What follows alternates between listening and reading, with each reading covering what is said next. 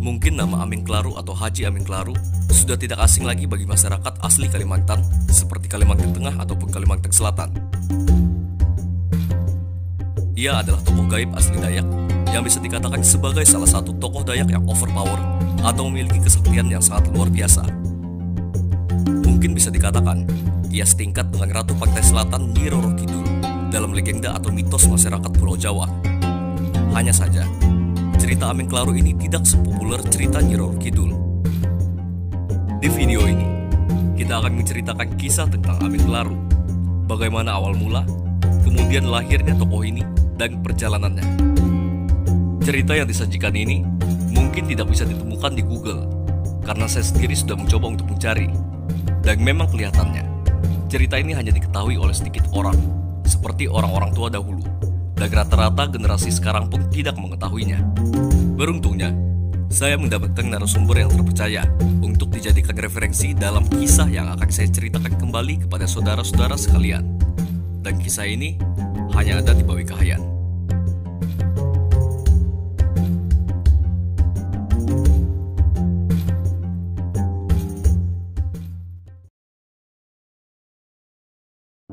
Alkisah pada kisaran abad ke-17 atau abad ke-18, di hulu Sungai Samba Barawe, Kabupaten Katingan, Kalimantan Tengah, hiduplah 5 bersaudara, 2 laki-laki dan 3 perempuan, yaitu Timang Pangpirut, Ingdang Hangdang, Ingdang Balutatang, Ingdang Balusuit, dan Amin.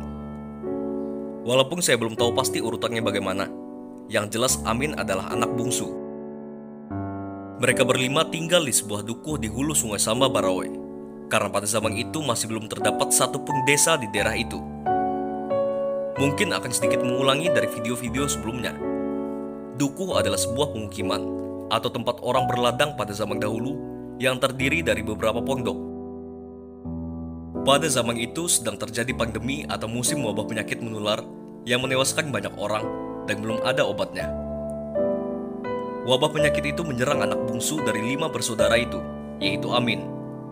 Dalam bahasa Dayak Ngaju Katingan, penyakit itu dikenal dengan nama sama atau sejenis sampar. Seperti kebiasaan orang dahulu, apabila terkena penyakit wabah sejenis itu, maka orang tersebut akan diasingkan oleh penduduk setempat. Namun ini berbeda dengan Amin. Saudara-saudaranya tidak mengasingkannya. Namun karena tidak ingin saudara-saudaranya ikut tertular penyakitnya itu, Amin pun mengasingkan dirinya atas inisiatifnya sendiri. Amin yang sakit ini pun pergi meninggalkan dukuh. Karena tidak mungkin baginya untuk berjalan kaki dengan penyakit yang dideritanya, ia pun menghanyutkan dirinya di Sungai Samba menggunakan perahu rakit, sambil berharap ada keajaiban yang terjadi untuk mengobati penyakitnya. Berhari-hari, Amin dan perahu rakitnya itu hanyut dari hulu Sungai Samba, sampai akhirnya ia tiba di hulu Sungai Klaru dan terdampar di sebuah gusung atau gundukan pasir yang cukup luas di tengah sungai. Di gusung itu terdapat sebuah kampung, dan ia pun singgah di kampung itu.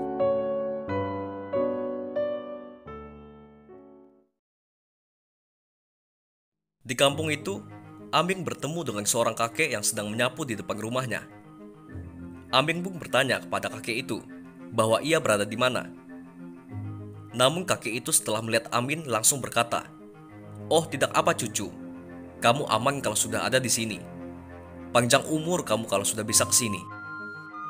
Kakek itu pun lanjut bertanya, "Apa tujuanmu bisa sampai di sini?" Kemudian Amin pun menjelaskan situasi dan penyakitnya itu, dan bagaimana dia berinisiatif menghanyutkan dirinya. Kemudian kakek itu pun dengan ramah menawari Amin untuk masuk ke rumah dan makan terlebih dahulu. Kakek itu memiliki 2 cucu perempuan dan menyuruh kedua cucunya itu menghidangkan makanan untuk Amin. Setelah Amin selesai makan, ia pun perlahan-lahan sembuh dari penyakitnya itu. Amin pun takjub, dan kakek itu pun akhirnya menjelaskan bahwa Amin tidak akan sakit lagi asalkan ia tetap tinggal di kampung itu, karena Amin ditakdirkan untuk tinggal di situ. Dan kemudian, kakek itu menjelaskan bahwa memang dunia mereka berbeda dengan dunia manusia, dan kampung itu adalah kampung gaib. Amin akhirnya mengerti dengan situasinya saat itu. Amin pun tinggal hidup membaur dengan para penduduk kampung itu dan dalam waktu singkat menjadi akrab dengan mereka. Setelah 3 minggu lamanya, sang kakek semakin tertarik dengan kepribadian Amin, sehingga ia pun menjodohkan kedua cucu perempuannya dan berniat mewariskan kepemimpinan kampung kepada Amin. Amin pun menerima permintaan kakek itu. Namun sebelumnya ia memohon terlebih dahulu agar bisa pulang kembali ke dunianya dan bertemu dengan keluarganya untuk meminta restu akan pernikahannya. Kakek itu setuju dengan permohonan Amin, namun dengan syarat Amin harus kembali selambat-lambatnya dalam waktu 3 hari. Kemudian Amin pun berjanji bahwa ia akan pulang kembali ke kampung gaib dalam waktu 3 hari. Lalu kakek itu menyuruh Amin mencari akar kayu yang tergulung 3 dan menyuruhnya untuk melangkahi akar tersebut. Dengan begitu, Amin bisa langsung tiba ke tempat tinggalnya dahulu. Dan apabila ingin kembali ke kampung gaib, maka ia hanya harus melakukan hal yang sama. Amin pun melangkahi akar itu, dan secara gaib ia pun tiba di tempat tinggalnya dahulu. Keluarganya dan para penduduk dukuh itu sontak terkejut melihat Amin yang menghilang selama kurang lebih 3 tahun telah kembali dan sembuh dari penyakitnya. Ternyata 3 minggu yang dilaluinya di alam gaib setara dengan 3 tahun di dunia manusia. Amin pun lalu menceritakan semua kejadiannya kepada saudara-saudaranya dan meminta restu. Setelah mendengar semua itu, saudara-saudaranya pun merestui dengan apa yang nanti akan dilakukan oleh Amin.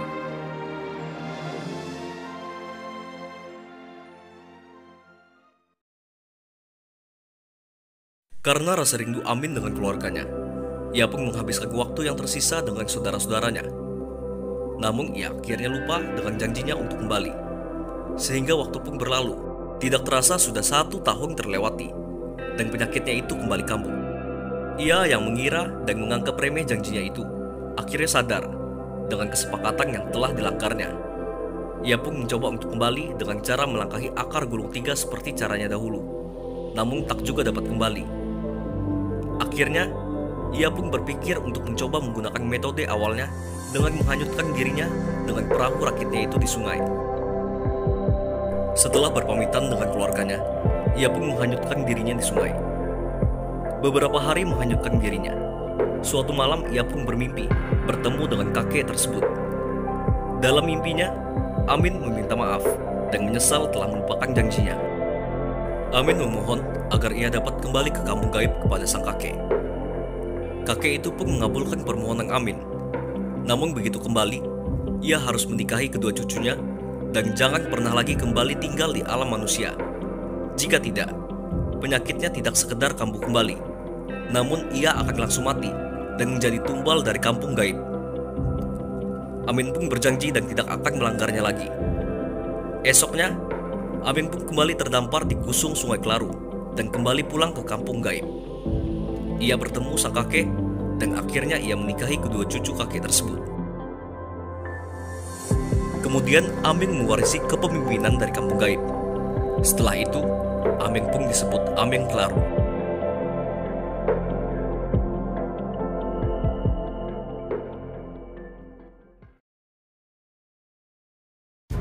Legenda tentang Amin Klaru ini dipercayai oleh orang-orang tua atau para kakek kami dahulu.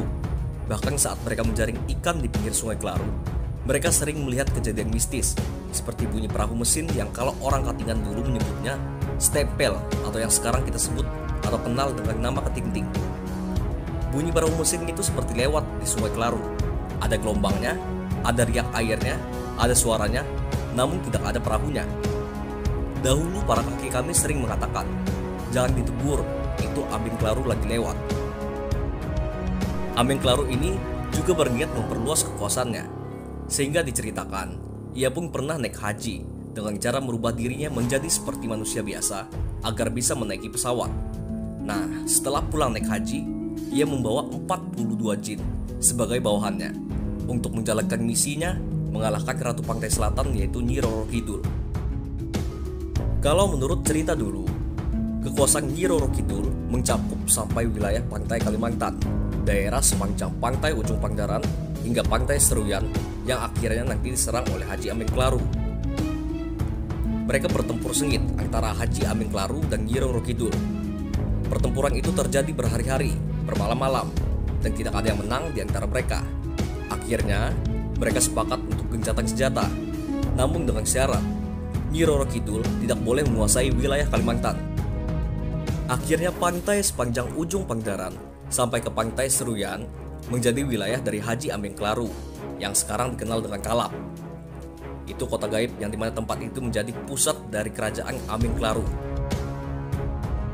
Tentunya wilayah Haji Amengklaru ini gak hanya sebatas wilayah pantai Kalap, namun ia juga membangun sekutu dari berbagai daerah di Kalimantan, sehingga banyak juga orang-orang di daerah Kalimantan lainnya yang menceritakan kisah tentang tokoh gaib Haji Amengklaru.